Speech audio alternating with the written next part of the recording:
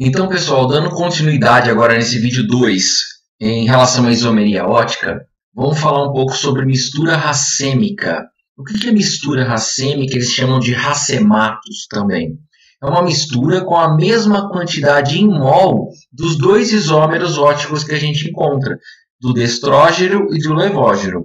É incapaz de desviar a luz polarizada e por isso são ditas opticamente inativas. Então imagina, eu posso ter 1 mol de um composto destrógeno e 1 mol do mesmo composto, só que na forma levógena. Lembra que imagem especular e tal tem a mesma composição, por isso é isômero, porém um desvia para a direita, o outro desvia para a esquerda. Se eu tiver a mesma quantidade em mol, imagina o seguinte, se esse cara destrógeno, lembra que destrógeno desvia para a direita. Se ele desviar para a direita em meio grau, e o levógeno desvia para a esquerda em meio grau, eu vou ter mais meio grau, menos meio grau. Então, mais meio, menos meio dá zero. Por isso que o desvio da luz é zero e diz que é opticamente inativo, certo? Então, tem que tomar cuidado com o seguinte. Essa mistura é opticamente inativa quando for equimolar, ou seja, na mesma quantidade em mol. Agora, se a gente analisar um composto separado do outro, eles têm atividade ótica. É que como foram misturados na mesma proporção, um está anulando o outro. Então, tem que tomar cuidado se ele perguntou da mistura ou se ele perguntou das moléculas separadas, certo? Então, tomar cuidado com os racematos aqui, com as misturas racêmicas. Aqui é aquele detalhe que eu tinha falado no final do vídeo 1. Ó. É impossível dizer se um isômero ótico é destrógeno ou levógeno mediante a simples análise da fórmula estrutural, ou seja, impresso no seu livro, no seu caderno, na sua prova. Só podemos defini-los experimentalmente. Então, o enunciado vai ter que dar os dados experimentais para você, o enunciado tem que dar condições para que você possa responder. Beleza? Fechou. Lembra do ácido lático, aquele da academia que eu falei para vocês no vídeo 1? Então tá aqui, ó, dados experimentais mostram um desvio da luz polarizada com um ângulo de 2,6 graus. Dados experimentais, ele já deu o ângulo de rotação dele. Porém, como temos dois isômeros para esse composto, a gente vai ter o D ou mais, lembra que a gente pode usar o D minúsculo ou mais, né? Ácido lático, o certo seria até colocar entre parênteses aqui, ó, D ácido lático ou mais ácido lático, certo? Se é D, se é mais, é para a direita. Então a gente tem 2,6 graus de desvio da luz polarizada para o sentido horário. E a gente também tem o levógeno, que é aquele que desvia para a esquerda. Então a gente usa o L minúsculo ou o sinal negativo, tanto faz, ou um ou outro, do ácido lático. Ele vai desviar com o mesmo ângulo, porque é o mesmo composto, só que tem ligantes diferentes no espaço, né? E aí ele vai desviar no sentido anti-horário. Como assim tem o mesmo composto? O mesmo composto que eu quero dizer são moléculas diferentes com a mesma composição. Seria melhor falar assim, né? Eles têm a mesma composição. Dá uma olhada aqui, ó. Como assim a mesma composição? Carbono central, carbono central. Ácido carboxílico, ácido carboxílico. Hidrogênio, hidrogênio, OH, OH, CH3, CH3. Porém, esses ligantes estão diferentes no espaço. Então, a interação da luz vai ser diferente. E por isso que um é destrógeno e o outro é levógeno. Certo? Lembra que esse sistema aqui é o sistema de cunhas, né? Essa cunha fechada, chamada de cunha fechada, quando é toda pintada assim, é porque está para frente do plano. Então, está para frente da folha do seu caderno. E esse tracejadinho, é chamado de cunha aberta, ele está para trás do plano, para trás do seu caderno. Certo? Você interpreta tanto a cunha fechada como a cunha aberta, como um traço comum aqui. É apenas um compartilhamento do par de elétrons, mas é uma forma de representar em 3 dimensões. Certo? Beleza. O que não muda entre os isômeros? A densidade, já que eles têm a mesma composição, mesma fórmula molecular. O ponto de fusão e de ebulição, porque as forças intermoleculares que você aprendeu lá com o Zé do Caixão, que definem o ponto de fusão e de ebulição, ele independe de para onde está ligado. Vamos supor que determinada molécula que você está analisando apresenta isomeria ótica e tal, e faz também ligação hidrogênio. A ligação hidrogênio, não importa se o ligante está para trás, para frente, no plano, para baixo, para cima, vai fazer ligação hidrogênio em todas as direções. Por isso, isso não muda entre esse tipo de isômeros. E as propriedades químicas. Se um é solúvel em água, o outro também é, certo? Então, se um é insolúvel em água, se é solúvel em solvente apolar, o outro também vai ser. Porque as propriedades químicas de solubilidade, por exemplo, eles vão acontecer em todas as direções. Se um tem caráter ácido, o outro também tem. Porque liberar H+ em solução e dar o caráter ácido em todas as direções. Se liberar o H- e for base, a mesma coisa. Por isso que isso não muda. O que muda entre eles? Entre os isómeros óticos que eu estou falando, tá? O desvio da luz, que a gente já falou, né? Que a luz polarizada interage diferente quando o ligante está em posições diferentes no espaço. Cheiro e sabor muda, tá? Que eu vou falar das propriedades aqui que a gente tem para identificar isso. Nosso organismo é muito seletivo. Então, naquelas regrinhas que tem na aula de biologia, que eu lembro do cursinho, que falava da chave fechadura, né? Então, ele tem que ter uma posição bem definida no espaço para poder se ligar e o seu corpo dar sinais daquele composto. Então, se ele estiver ligado diferente no espaço, ele pode mudar a característica do cheiro e do sabor. E as propriedades fisiológicas, que foi um grande problema nos anos, se eu não me engano, nos anos 60, com relação a medicamentos. E depois eu conto essa história aí, certo? Então vamos lá. Dá uma olhada nesse cara aqui, ó. Enanciômero ou enantiômero são sinônimos. O que são enanciômeros ou enantiômeros? São aqueles que um é a imagem especular do outro. Porque tem isómeros óticos que eles não são imagem especular do outro, ele vai receber outro nome. Quando são imagem especular do outro, a gente chama de enantiômeros, beleza? Dá uma olhada nesse ibuprofeno. O ibuprofeno, ele tem aí como mais famoso no comércio o Advil. O Advil tem essa composição. E a gente tem que ver se ele apresenta isomeria ótica, se ele tem carbono quiral. Como é que fica isso? CH3 está descartado. Esse carbono aqui, lembra que essa junção é carbono? Ele tem um CH3 e um CH3 ligado nele. Então tem dois ligantes iguais. Não tem como ter quatro diferentes.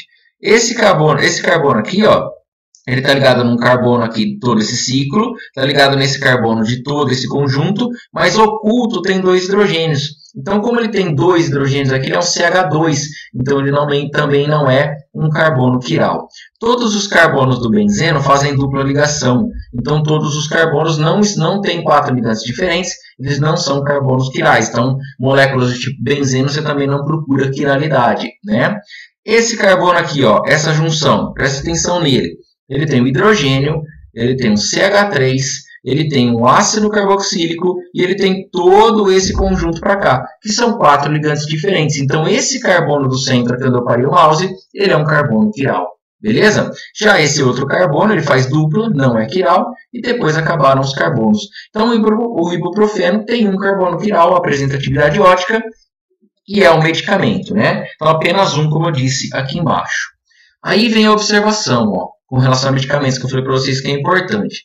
Apenas o enanciômero ou enantiômero levógero do ibuprofeno, que ele colocou, ó, L-ibuprofeno ou menos ibuprofeno, apresenta a propriedade analgésica. Então, só o composto que desvia a luz para a esquerda é que vai tirar dor de cabeça, dor muscular, quando você tomar o tal do Advil. Agora, se eu tiver o destrógeno, ele é inativo fisiologicamente. Você vai tomar e não vai tirar dor nenhuma. Então, isso é um teste de qualidade no processo de produção do Advil. Então, não é só pegar uma molécula, colocar na luz e falar, ai, que bonitinho, desviou para a esquerda, desviou para a direita. Tem que ter um sentido para fazer isso. E aqui, uma das formas, né, de uso desse conhecimento técnico aqui é para ser um controle de qualidade de medicamentos.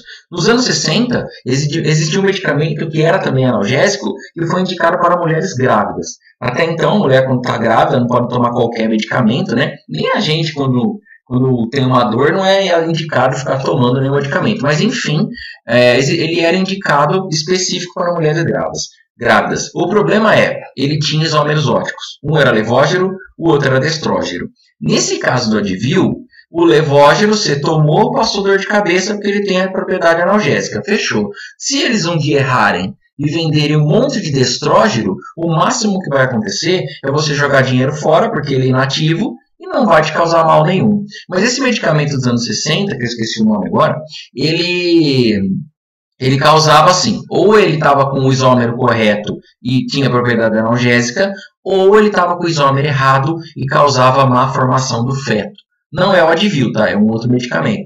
E aí ele causou muito aborto espontâneo, pessoas que nasceram, às vezes, sem os braços, sem as pernas, com muitas deformidades muito graves, né? Por quê? Porque no meio do processo produtivo do medicamento não foi feita uma simples análise de isomeria ótica que poderia levar aí de 3 a 4 minutos, né? Então foi um problema muito grave. Hoje em dia existe só um setor de qualidade nas empresas para que isso não aconteça mais, né? Então qual o motivo dessa diferença no organismo? Dele identificar levógeno e destrógeno? O motivo é que nosso organismo possui receptores biológicos altamente seletivos. E aqui entra o comentário que eu falei do chave-fechadura. E que são capazes de diferenciar e escolher entre os isômeros, destrógenos e levógenos, certo? Então guarda essa história aqui para você não cair na pegadinha do vestibular. Aqui existe uma outra representação. Então a isomeria ótica pode ser representada pela projeção de Fischer. Tá? O que é projeção de Fischer? É quando você coloca os carbonos nessa cruz, ó, tá? Nessa cruzinha, é quando tem mais de um carbono para você analisar como que você faz. Então imagina aqui, ó, eu dei o nome, 2-cloro, 3-iodo-butano, met, et, prop e but, a cadeia principal está aqui, e os ligantes de cada carbono. Todos os carbonos fazendo ligações simples. Esse primeiro é um CH3, o de baixo é CH3, não são quirais porque não tem 4 ligantes diferentes. Carbono 2. CH3, hidrogênio, cloro e o ligante de baixo, então é quiral. O carbono 3, iodo, hidrogênio, CH3 e todo o ligante de cima. Então 3 também é quiral, certo? Então vamos fazer uma suposição aqui para você ver quantas moléculas são possíveis da gente descobrir com relação a essa quiralidade. Olha só, vamos considerar que o carbono 2, que ele é quiral, desvia a luz em 5 graus. E o carbono 3 desvia em 15. Por que eles desviam em graus diferentes? Porque no carbono 2 tem um cloro e no carbono 3 tem um iodo. São ligantes diferentes, a luz vai interagir de maneira diferente, porque o cloro é menor que o iodo, né? Então a gente tem lá o aumento do raio atômico de cima para baixo na tabela periódica dentro de um grupo, né? Então a gente tem um iodo maior, então uma interação diferente. Beleza. Só que eu não falei se é mais 5 ou menos 5, e eu não falei se é mais 15 ou menos 15. O que a gente vai ter que fazer? Fazer uma tabela para poder descobrir esse desvio. Então, imagina uma primeira possibilidade. O carbono 2 é destrógeno, desvia em mais 5, e o carbono 3 também é destrógeno e desvia em mais 15. O desvio global é a soma dos desvios. O desvio da molécula como um todo é só somar. Então, o desvio vai dar mais 20. Então, desvio global destrógeno. Porém, eu tenho uma segunda possibilidade. Continua desviando em mais 5, 2, e o 3, o carbono 3, em menos 15. Na hora que a gente somar os dois, o desvio global vai ser menos 10, um desvio levógeno para a esquerda.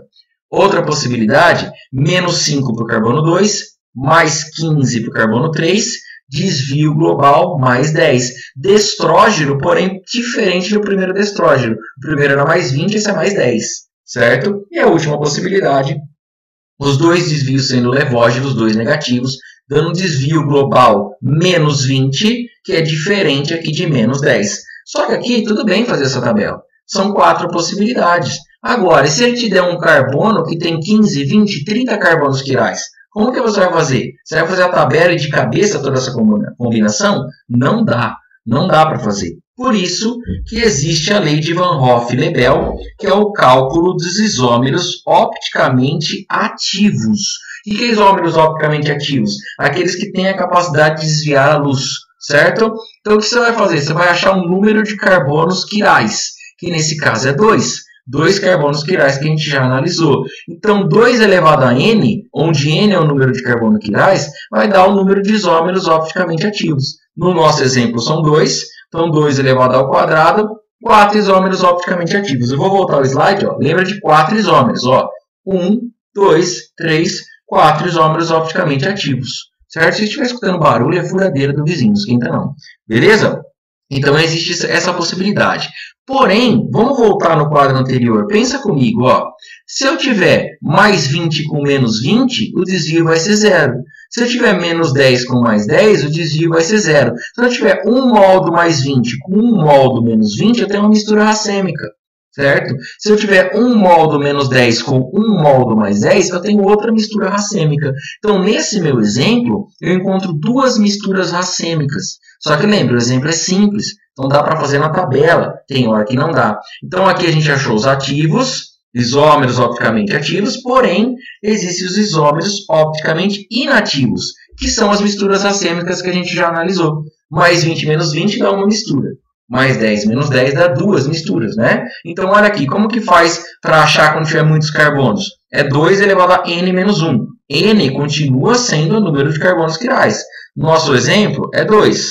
2 menos 1 dá 1. Então, 2 elevado a 1, duas misturas racêmicas. Mais 10 menos 10, mais 20 menos 20. Certo? Então, essa também é outra lei, né? Dentro de Van Hoff e Lebel. Certinho? Beleza aí, ó. Aqui estão os exemplos, né, dos 4 isômeros de Fischer, as 4 possibilidades, as combinações que você pode fazer entre os ligantes. Coloquei aqui para ilustrar, se quiser analisar com calma depois, tranquilo. E dentro dos enantiômeros, a gente tem que ver quem é enantiômero de quem é enanciômero de quem. Lembra que são aqueles que apresentam a imagem especular, mas não se sobrepõem. Desse exemplo anterior, das 4 possibilidades da projeção de Fischer, do exemplo que a gente fez anteriormente, eu tenho o 1 e 4 sendo enantiômero e o 2 e 3. Vamos ver se é verdade. Coloquei o composto 1 aqui, ó, primeira projeção de Fischer, certo? Agora eu tenho que colocar um espelho aqui, certo? Um espelho imaginário, e atrás dele montar a imagem especular. E ver se é o composto 2, que no caso é, ó, o cloro na mesma distância do espelho, iodo na mesma distância do espelho, e todos os outros integrantes também. Então, o 1 é a imagem especular do 4, o 4 é a imagem especular do 1, né? Depende do jeito que você quer olhar o lado do espelho.